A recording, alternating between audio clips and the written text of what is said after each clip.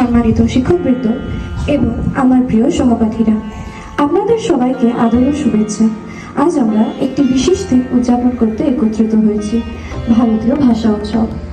এই দিনটি আমাদের মনে করিয়ে দেয় যে ভাষা শুধু যোগাযোগের মাধ্যম নয়, ভাষা হলো অনুভূতির আশ্রয়, সংস্কৃতির শেকড় আর আমাদের পরিচয়ের মূল ভিত্তি।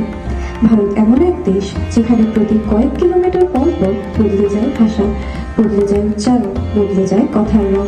তবুও আশ্চর্যের বিষয়, এই বৈচিত্র্যের মাঝেই আমরা খুঁজে পাই একতার সুর।